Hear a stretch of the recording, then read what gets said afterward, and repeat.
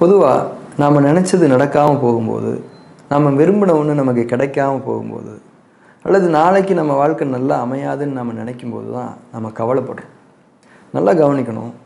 ஒரு விஷயத்தை நாம் விரும்பும்போதோ, அதை அடைஞ்சிக்கிறதுக்காக நம்ம முயற்சிகளை தொடங்கும் போதோ நம்ம கவலைப்படுறதில்ல, பாதியில் தான் கவலைப்படுறோம்.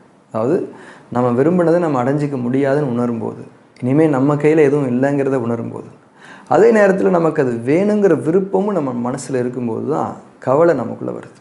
அதாவது நம்ம இயலாமையை நம்ம உணரும்போது நமக்குள்ளே கவலை வருது.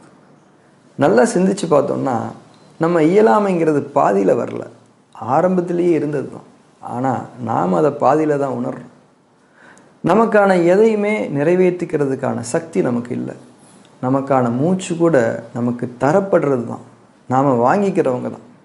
எல்லாத்தையும் இறைவன் தான் நமக்கு நிறைவேற்றி தரோம். ஆனால் நாம் நம்மளுடைய அறிவையும் திறமையும் வச்சு தான் எல்லாத்தையும் நிறைவேற்றிக்க முடியும்னு நினச்சோம். அதனால தான் ஆரம்பத்தில் நமக்கு கவலை வரல. அறிவு ஆர்ப்பாட்டமாக தொடங்கும், ஆனால் அறிவுக்கு எப்பயுமே ஒரு எல்லை இருக்கும். அந்த எல்லைக்கு மேலே அறிவால் எதையும் சாதிக்க முடியாது. அந்த எல்லையில் தான் நமக்கு கவலை வருது. அறிவோட எல்லையில் தான், அறிவோட இயலாமையில் தான் நமக்கு கவலை வருது. ஆனால் இறைவன் நம்மளை ஞானங்களில் வாழ வைக்கிறான். அந்த ஞானங்களுக்கு எல்லையே கிடையாது. அதனால் சாதிக்க முடியாதுன்னு எதுவும் இல்லை. அறிவை வச்சு ஞானங்களை அறிஞ்சிக்க முடியாது, அனுபவிக்கத்தான் முடியும். ஒருத்தருக்கு ஒரு பெரிய நன்மை கிடச்சிருச்சுன்னா அது அதிர்ஷ்டம்னு சொல்லுவாங்க. ஏன்னா அது எப்படி அவருக்கு கிடச்சிச்சின்னு அறிவால் விளக்க முடியாது. ஆனால் அதை அவருக்கு இறைவன் தான் தந்திருக்கான். ஆனால் அவர் இறைவன் தான் அதை தந்தான்னு உணராமல் அது எப்படியோ வந்துச்சுன்னு நினைக்கும்போது அதை இழந்துருவோமோன்னு ஒரு கவலை வந்துடும், பயம் வந்துடும். இறைவனை தவிர்க்கிறப்பெல்லாம் நமக்கு கவலை வரும்.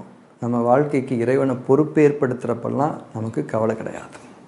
நேற்று நம்மளை வாழ வச்சது இறைவன் தான், இன்றைக்கும் அவன் தான் வாழ வச்சுக்கிட்டு இருக்கான், நாளைக்கும் அவன் வாழ வைப்பான். நம்ம மனசில் இருக்கிற நாளைய வாழ்க்கைக்கான விருப்பங்களே அதுக்கு சாட்சி.